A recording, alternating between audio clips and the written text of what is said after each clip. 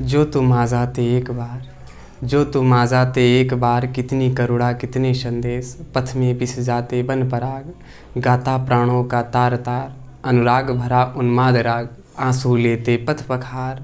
जो तुम आ जाते एक बार, जो तुम आ जाते एक बार। महादेवी वर्मा जी। प्यारे बच्चों, आज हम लोग कक्षा 10 के हिंदी में संकलित महादेवी वर्मा जी का वर्षा सुंदरी से देखेंगे। आइए देखते हैं।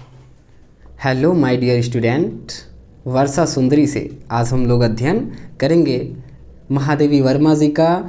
हम लोगों ने हिमालय से जो सांध्य गीत से उद्धृत था, और ये वर्षा सुंदरी जो कि नीरजा से उनका प्रथम काव्य संग्रह है, उससे हम लोगों के पाठ में, अध्याय में, किताब में लिया गया है, जिसका हम लोग आज अध्ययन करेंगे।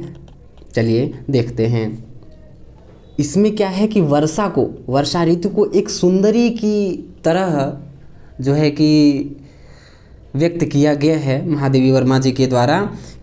पूर्णतः इसमें मानवीकरण अलंकार है। ठीक है, देखते हैं कि रूप सी तेरा घनकेश पाश, कि रूप सी तेरा घनकेश पाश, श्यामल श्यामल कोमल कोमल, लहराता सुरभित केश पाश, नवगंगा की रजत धारा में धो आई क्या इन्हें रात, कंपित हैं तेरे सजल अंग सेहरा सा, तन है सद्य स्नात।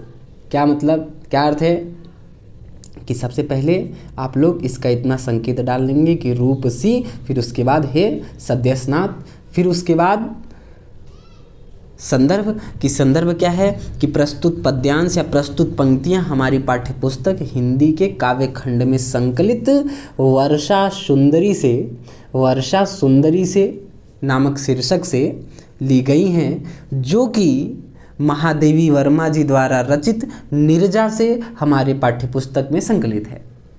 ठीक, अब क्या है प्रसंग संदर्भ ये हो गया। प्रसंग क्या है कि इसमें जो है कि मूल भाव क्या है कि प्रस्तुत पद्यांश में या प्रस्तुत पंक्तियों में कवित्री ने वर्षा रूपी सुंदरी के का मानवीकरण करते हुए बड़ा ही सुंदर वर्णन किया है, कि वर्षा रूपी सुंदरी का मानवीकरण करते हुए बड़ा ही सुंदर मनमोहक वर्णन किया है इसमें। अब देखते हैं कि वर्णन क्या है और व्याख्या। कि पहले कठिन शब्द को जान लेते हैं कि रूपसी यानी सुंदरी शब्द के लिए प्रयोग हुआ है वर्षा रूपी सुंदरी के लिए। कि तेरा घन का अर्थ होता है बादल, घन केश पाश, कि बादल रूपी घने बालों के समूह। पाश का अर्थ क्या होता है कि घने बाल जब एक में जकड़े होते हैं, बालों के समूह उलझे हुए एक में घने बालों के जो समूह है। केश का अर्थ है बाल। ठीक, इसमें रूपक अलंकार है। श्यामल श्यामल कोमल कोमल यानी सांवले, बादल कैसा होता है, सांवला। ठीक है, और बड़े कोमल कोमल से। लहराता सुरभित, सुरभित का अर्थ क्या है, सुगंध से परिपूर्ण भरा हुआ। केश पाश वही बालों के समूह। नव गंगा की रजत धारा में, रजत का अर्थ होता है चांदी, कि गंगा की चांदी के समान जो धारा है, ठीक है, चांदी के समान जो धारा है गंगा की, नव गंगा की, वो भी आकाश गंगा की। ठीक, धो आई क्या इन्हें रात। ठीक है, कि उसमें क्या अपने बालों को धो आई हो। कंपित हैं यानी काँप रहे हैं तेरे सजल, जल से परिपूर्ण, भीगे हुए। जब कोई नहा के निकलता है तो क्या जल से पूरा भीगा हुआ अंग होता है। सिहरा सा यानी ठिठुरा सा, यानी ठंड जैसे लग रहा है, उस प्रकार सा। तन है सद्य स्नात, यानी सद्य स्नात का अर्थ होता है जो अभी अभी नहाया हुआ, तत्काल का नहाया हुआ, यानी तुरंत कोई नहा के आ रहा हो, वही तत्काल का नहाया हुआ। अब इसकी व्याख्या हम लोग देखते हैं कि क्या है कि कवित्री कहती हैं कि हे वर्षा रूपी सुंदरी, कि हे वर्षा रूपी सुंदरी, तेरा ये जो बादल रूपी बालों के समूह हैं, ये जो तेरे बादल रूपी, घन का अर्थ बादल, बादल रूपी बालों के जो समूह हैं बड़े सांवले और कोमल हैं, और वे आकाश मंडल में, आकाश में सुगंध से युक्त होकर लहरा रहे हैं। सुगंध से युक्त होकर लहरा रहे हैं। सुरभित का अर्थ है सुगंध। ठीक, कि वे सुगंधित बालों के समूह आकाश मंडल में लहरा रहे हैं। और ये बताओ कि हे सुंदरी, ये बताओ कि क्या रात्रि में तुमने आकाश गंगा की चांदी के समान चांदी की के समान धारा में, कि आकाश गंगा की चांदी के समान धारा में अपने बालों को भिगो आई हो, अपने बालों को भिगो आई हो, धो आई हो, क्योंकि कंपित हैं तेरे सजल अंग, क्योंकि तुम्हारे जल से भीगे हुए अंग अंग, कि जल से भीगा हुआ तुम्हारा अंग अंग कंपित है, कांप रहा है, और ऐसा लग रहा है जैसे अभी अभी कोई स्त्री सुंदरी नहाकर आ रही हो, उस प्रकार से तुम्हारा शरीर सिहरा सा है, ठिठका सा है। ठीक, कि तुम्हारे शरीर को देखकर ऐसा प्रतीत हो रहा है जैसे कोई सुंदरी अभी अभी सा स्नान करके आई हो। ठीक, कि किसी स्त्री को अभी तुरंत दूसरी बात यहाँ पर ध्यान देने योग्य क्या बातें हैं कि ऐसा लग रहा है कि रात्रि के समय आकाश गंगा की चांदी के समान धारा में क्या नहा कर आई हो। ठीक, क्यों? क्योंकि तुम्हारे जल से भीगे हुए पूरे अंग कंपित हैं, काँप रहे हैं। कि कोई रात्रि के समय, अच्छा वर्षा ऋतु हो, ठीक, बरसात का मौसम हो, और कोई गंगा में नहा कर आए, गंगा का पानी, और वो भी रात्रि में नहा के निकले, तो कांपता रहेगा। ठीक, ये अनुभव मुझे एकदम स्पष्ट है कि ऋषिकेश में गंगा जी में नहाते हुए कैसा अनुभव हो रहा था दिन में ही, कि पूरा एकदम शरीर ठिठुर जा रहा था। उसी प्रकार से है कि ठीक। दूसरी बात कि क्या है कि ऐसा प्रतीत हो रहा है जैसे कि कोई सुंदर स्त्री अभी अभी से नहाकर आई हो। और आगे देखते हैं क्या है, भीगी अलकों के छोरों से चूती बूंदे कर विविध लाश रूप सी तेरा घनकेश पास। ठीक है, ये जो है ना, ये संकेत व्याख्या पूरा उसमें करेंगे। ठीक है, यहाँ पर जाके एक पहली जो है की व्याख्या पूरी होगी, ये दूसरा है। ठीक है, अभी 2 3 कुल मिला के 4 हैं। ठीक, तो क्या है कि और क्या कह रही है कवित्री कि भीगी अलकों के छोरों से, कि ऐसा लग रहा है जैसे कि तुम्हारे भीगे हुए बालों के छोरों से, भीगी अलकों, अलका का अर्थ क्या है, बाल, कि तुम्हारी भीगी हुई बालों के छोरों से, कोनों से जो जल की बूंदें चू रही हैं, गिर रही हैं, जो जल की बूंदें गिर रही हैं, ऐसा प्रतीत हो रहा है कि वो नृत्य करते हुए गिर रही हैं। कि तुम्हारे बालों के छोरों से जो जल की बूंदें हैं वो नृत्य करते हुए गिरती हुई प्रतीत हो रही हैं। विविध लाश का अर्थ क्या है, लाश मतलब नृत्य करते हुए अनेक प्रकार से, यानी अनेक प्रकार से नृत्य करते हुए वो चू रही हैं। यानी कि बादल जब चल रहे हैं तो उसके बादलों से जो टप टप पानी चू रहे हैं, जल की बूंदें चू रही हैं, वो क्या हैं, कैसी प्रतीत हो रही हैं। कवित्री क्या कह रही हैं कि बालों के छोरों से, टोकों से ऐसा प्रतीत हो रहा है कि वे बूंदें नृत्य करते हुए चू रही हैं। ठीक है, और हे वर्षा रूपी सुंदरी, तुम्हारा घनकेश पाश बादल रूपी बालों के समूह बड़े ही सुंदर हैं। कि हे वर्षा रूपी सुंदरी, तुम्हारे बादल रूपी बालों के समूह बड़े ही सुंदर हैं, तुम भी बड़ी सुंदर हो। ठीक है, और ये होगी इसकी व्याख्या। अब इसमें काव्यगत सौंदर्य देख लेंगे। ठीक है, इसका भाग जो पढ़ाए हैं वो उसी वाले का ये भाग है।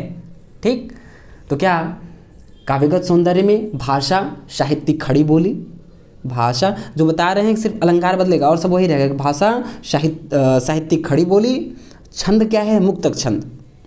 ठीक, जो किसी वर्णों मात्राओं विशेष पर आधारित ना हो, मुक्तक छंद, और तुकांत मुक्त भी है। और क्या है, रस क्या है, रस इसमें श्रृंगार है कि वर्षा रूपी स्त्री के श्रृंगार का वर्णन है। ठीक, और फिर उसके बाद अलंकार क्या है, इसमें अलंकार क्या है, जैसे कि देखते हैं हम लोग कि रूप सी तेरा घनकेश पास, घनकेश पास में रूपक अलंकार देखिए, श्यामल श्यामल कोमल कोमल, यानी एक ही शब्द एक से अधिक बार प्रयोग है और अर्थ एक ही है, पुनः वही उक्ति है, पुनरुक्ति प्रकाश है। अर्थ अलग अलग होते तो यमक अलंकार हो जाता। ठीक है, फिर उसके बाद क्या है, जो है इसमें मानवीकरण अलंकार है। ठीक, और लहराता सुरभित तवड़ की आवृत्ति भी दिख रही है। ठीक है, उसमें क्या हो गया कि अनुप्रास अलंकार। ठीक, अलंकार ये मिल गए और सारे वही चलेंगे। अलंकार सिर्फ हम बताते चलेंगे कि भाषा वही साहित्यिक खड़ी बोली, और रस जो है श्रृंगार रस। ठीक, छंद वही मुक्तक छंद। ठीक। शैली वही चित्रात्मक और रस श्रृंगार बताएं, अलंकार सब में हम बताते चलेंगे। अगला देखते हैं हम लोग, ठीक है। सौरभ भीना झीना गीला, सौरभ भीना झीना गीला, लिपटा मृदु अंचन सा दुकूल, चल अंचल में झरझर झरते, चल अंचल में झरझर झरते, पथ में जुगनू के स्वर्ण फूल, दीपक से देता बार बार, दीपक से देता बार बार, तेरा उज्ज्वल चितवन विलास, रूप सी तेरा घनकेश पास, कि हे रूप सी तेरा घनकेश पास। क्या है कि इतना का पूरा संकेत डाल लेंगे, संदर्भ वही पूर्ववत, और फिर प्रसंग क्या है इसमें, कि प्रसंग भी वही पहले वाला लिख सकते हैं कि प्रस्तुत पंक्तियों में महादेवी वर्मा जी ने वर्षा रूपी सुंदरी की मानवीकरण करते हुए, वर्षा रूपी सुंदरी का मानवीकरण करते हुए बड़ा ही सुंदर वर्णन किया है। इसमें पूरा मानव के जो है कि की तरह उसका वर्णन किया है, ठीक है। अब व्याख्या क्या, सौरभ भीना झीना गीला, सौरभ का अर्थ है सुगंध, भीना का अर्थ है कि भीना हुआ सुगंध। भीना शब्द हम लोग सुनते हैं जैसे कि खासतौर से ज़्यादातर कि पूरा विश्व भीन गया, फैल गया, ठीक है।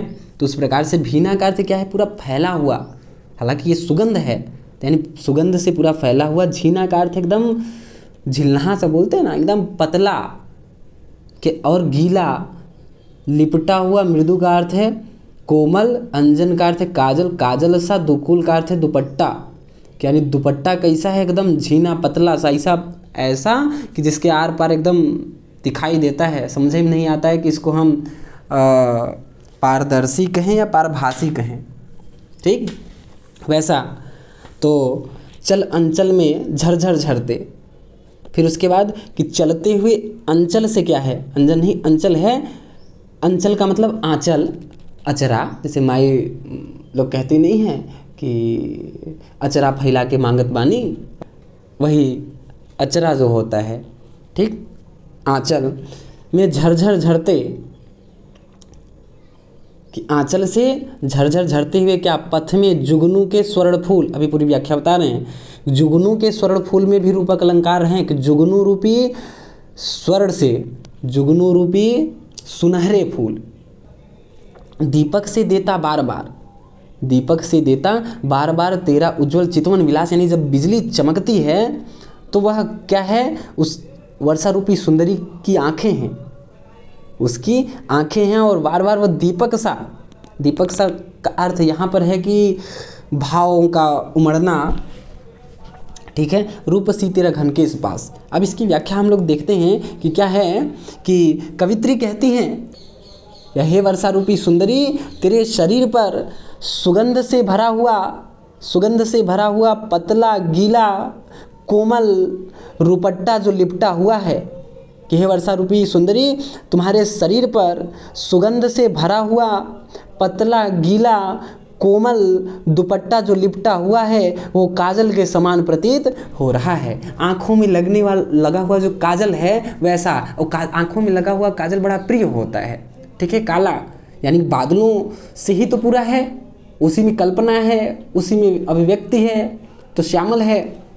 तो क्या है कि हे वर्षा रूपी सुंदरी, तेरा जो शरीर है, तेरे शरीर पर सुगंध से भरा हुआ, सुगंध से युक्त पतला गीला कोमल जो रुपट्टा लिपटा हुआ है वो काजल सा प्रतीत हो रहा है, और तुम्हारे चलने पर, तुम्हारे चंचल आंचल से, तुम्हारे चलने पर तुम्हारे चंचल आंचल से जुगनू रूपी सुनहरे फूल, जुगनू रूपी सुनहरे फूल झरझर झरते हैं रास्ते में, पथ में, यानी तुम्हारे चलने पर तुम्हारे चंचल आंचल से जुगनू रूपी सुनहरे फूल रास्ते में झरते हैं, और जो बिजली चमकती है, जो बिजली चमकती है वह तुम्हारी उज्ज्वल चंचल, चितवन का अर्थ होता है नेत्र, विलास का अर्थ है विलासपूर्ण, यानी विलास से युक्त, प्रसन्नता से युक्त जो है तुम्हारी दृष्टि, नेत्र, जो बादल चमकते हैं आकाश में, जो बिजली चमकती है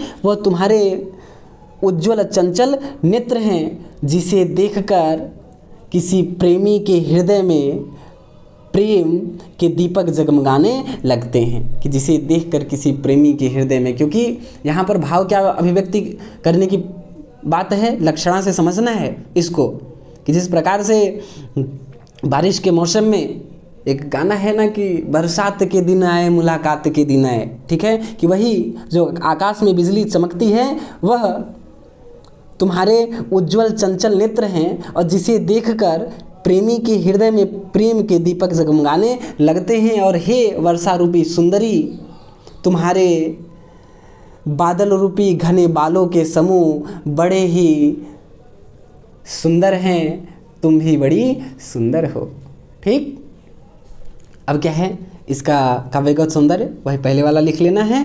अलंकार, अलंकार सौरभ भीना झीना नवड़ की आवृत्ति अगर दिख रही है यहाँ पर तो अनुप्रास अलंकार, लेकिन जो प्रमुख अलंकार है उसको पहले लिखना चाहिए। अनुप्रास से भी पहले यहाँ पर जैसे जुगनू के स्वर्ण फूल में क्या है रूपक अलंकार, ठीक है, और झरझर झरते में पुनरुक्ति प्रकाश अलंकार, ठीक है।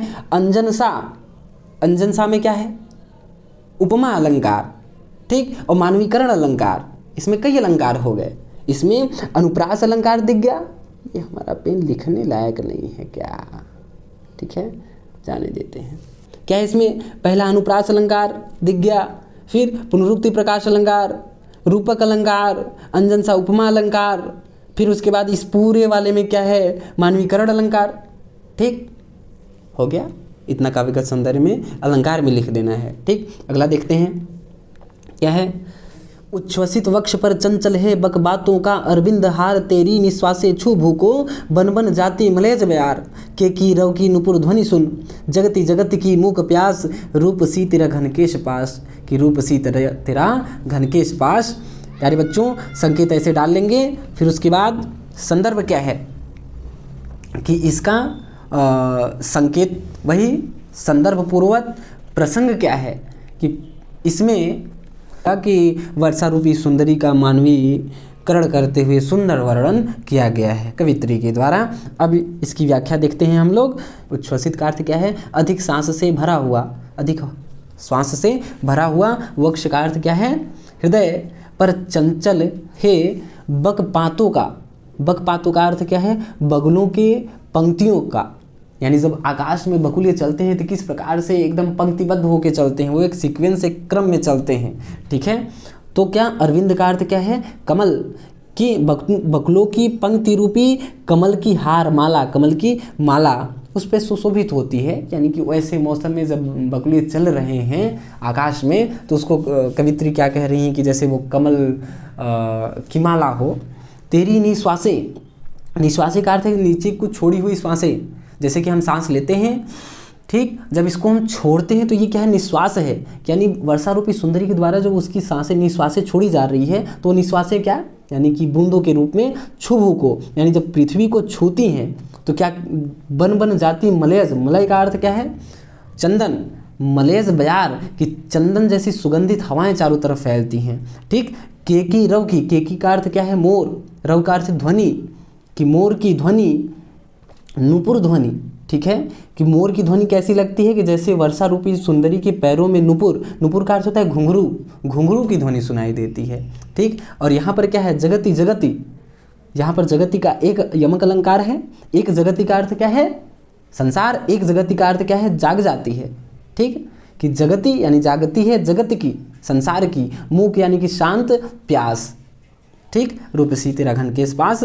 व्याख्या देखते हैं कि क्या है कि कवित्री कहती हैं कि हे वर्षा रूपी सुंदरी, दीर्घ श्वास के कारण तुम्हारा वक्ष स्थल कंपित है, कांप रहा है, यानी कि जो वर्षा रूपी सुंदरी है, वर्षा रूपी सुंदरी को पूरे बादल से ही, बादलों के मौसम से ही पूरे भरे हुए से कल्पना की गई है कि दीर्घ श्वास के कारण तुम्हारा जो वक्ष स्थल है यानी हृदय है वो क्या है, कंपित है, कांप रहा है, और जिस पर बकुलों की पंक्ति रूपी कमलों की माला चंचल सी प्रतीत हो रही है, जिस पर बकुलों की पंक्ति रूपी कमल की माला चंचल सी प्रतीत हो रही है, और तुम्हारे द्वारा छोड़े गए निश्वासे कि तुम जब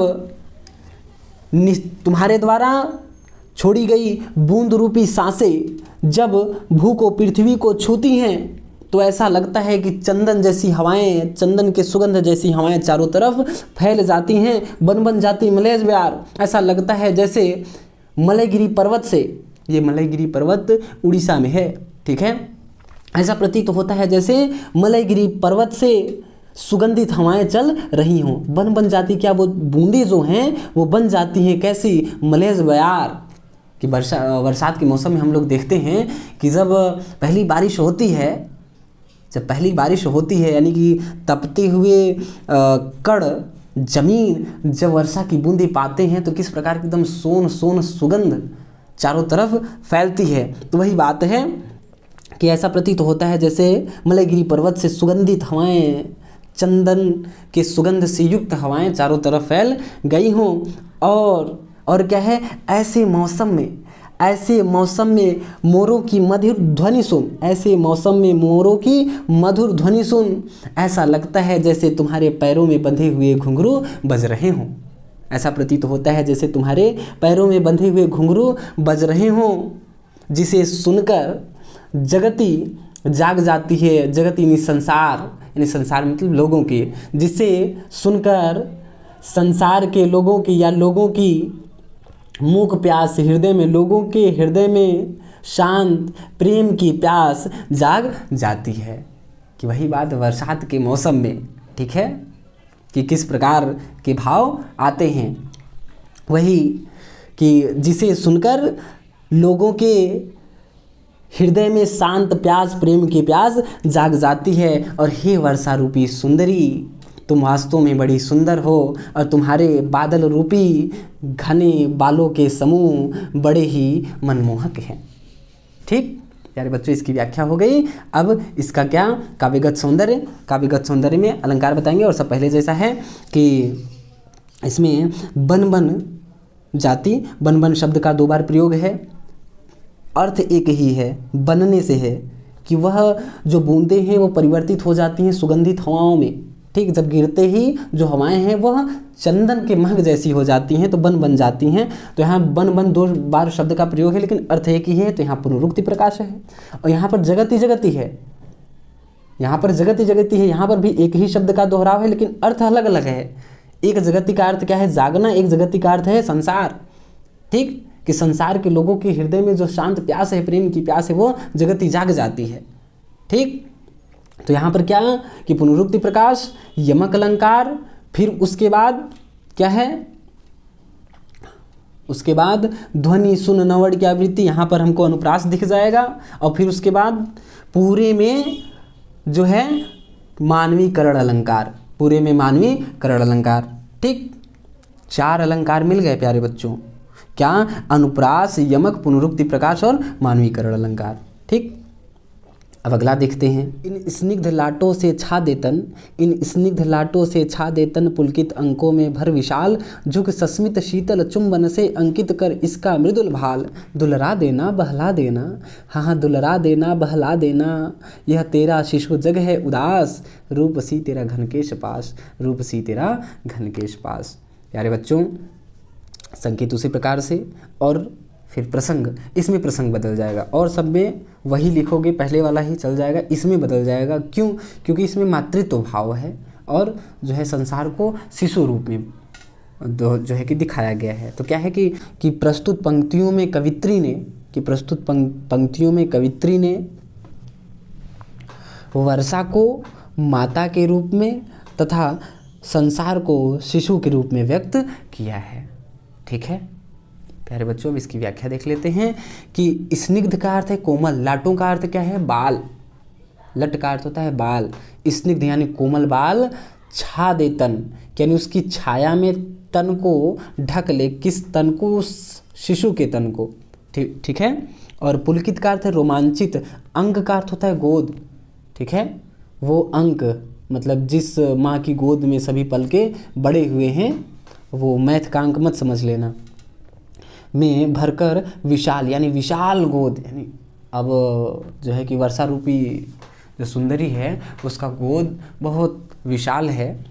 झुक सस्मित, झुक कर मतलब कि अब छोटा बच्चा है तो उसे झुक कर माँ उठा लेती है। और सस्मित का अर्थ है मुस्कान, शीतल यानी शीतल मुस्कान, चुंबन से यानी उसके माथे पर चुंबन, मृदुल भाल ने उसके माथे पर चुंबन देने वाली बात है। अंकित कर दे यानी अपना क्या चुंबन उसके माथे पर अंकित कर देने वाली बात है। दुलरा देना, बहला देना, कि उसको जिस प्रकार से माता अपनी गोद में लेके बच्चे को दुलराती है, बहलाती है, उसी प्रकार से इस संसार को, यानी यह तेरा शिशु जग है उदास, यह संसार रूपी तुम्हारा बालक जो है वह उदास है। यहाँ संसार की तुलना शिशु के रूप में की जा रही है, बच्चे के रूप में की जा रही है, इसलिए संसार रूपी शिशु होगा, बालक होगा, ठीक। शिशु रूपी संसार नहीं होगा, संसार रूपी शिशु, ठीक। और रूपसी तेरा घनकेश पास। अब इसकी व्याख्या कैसे करेंगे कि महादेवी वर्मा जी कहती हैं या कवित्री कहती हैं, उससे आग्रह कर रही हैं कि वर्षा रूपी सुंदरी से आग्रह करते हुए महादेवी वर्मा जी कहती हैं या कवित्री कहती हैं, आग्रह क्यों है, अब माँ है तो माँ से आग्रह वाली बात है, ठीक। कि कहती हैं कि हे सुंदरी, तुम अपने इन कोमल बालों की छाया में, अपने इन कोमल बालों की छाया में इस संसार रूपी अपने शिशु को, शिशु के तन को ढक लो, उसे समेट लो। किसकी? अपनी कोमल बालों की छाया में, अपनी कोमल बालों की छाया में इस संसार रूपी बालक को ढक लो, समेट लो, और अपने रोमांचित, पुलकित का अर्थ रोमांचित, अपने रोमांचित विशाल गोद में उसे रखकर, गोद में उसे रखकर उसके कोमल माथे को अपनी शीतल मुस्कान से चूम लो, रखकर शीतल मुस्कान से चूम लो, यानी मुस्कान को अंकित कर दो, ठीक। और उसे दुलरा देना, बहला देना, कि तुम्हारा इस प्रकार का अपने संसार रूपी जो शिशु है, बालक है, उसको तुम्हारा इस प्रकार का कार्य, यानी कि अपनी छाया में रख लेना, अपने आंचल में रख लेना, ठीक, उसके माथे को चूम लेना, इस प्रकार का तुम्हारा दुलराना, बहलाना, इस प्रकार के तुम्हारे दुलराने से, बहलाने से उसके चेहरे पर मुस्कान आएगी, उसकी उदासी दूर होगी, क्योंकि तुम्हारा यह शिशु जग, कि तुम्हारा यह संसार रूपी बालक उदास है, ये संसार रूपी बालक उदास है। और अपने इन गोद में रखकर अपनी चुंबन से, कोमल मुस्कान से, शीतल मुस्कान से उसको दुलरा देना, बहला देना, जिससे उसका मन बहल जाएगा। और हे रूपसी तेरा घनकेश पास की वर्षा रूपी सुंदरी, तुम्हारे बादल रूपी बालों के समूह बड़े ही मनमोहक हैं, और तुम्हारे बादल रूपी बालों के समूह बड़े ही मनमोहक हैं, और तुम भी बड़ी सुंदर हो, ठीक। प्यारे बच्चों, इसमें क्या है, काव्यगत सौंदर्य इसका क्या है कि सब कुछ वही रहेगा। अलंकार हम बता रहे हैं कि क्या, कि क्या कुछ दिखाओ प्यारे बच्चों मुझे भी, कि शिशु जग जो है यहाँ पर तो रूपक अलंकार है, ठीक। शिशु जग में रूपक अलंकार, मृदुल भाल, लवड़ की आवृत्ति, तो यहाँ पर क्या दिख गया, लवड़ की आवृत्ति होने से अनुप्रास अलंकार, और जो पूरे में जो दिख रहा है, एक जो सब में रहा है, मानवीकरण अलंकार, ठीक। तो क्या क्या दिख गया कि रूपक अलंकार, अनुप्रास अलंकार, और पूरे में जो है कि वो मानवीकरण अलंकार, ठीक। प्यारे बच्चों, कहीं भी ऐसा लगेगा कि सर इसको नहीं बताए, या छोड़ दिए, या भूल गए इस प्रश्न, या तुम लोगों का प्रश्न बन रहा है, तो कमेंट के माध्यम से हमसे पूछ लेना, जवाब अवश्य मिलेगा, ठीक प्यारे बच्चों।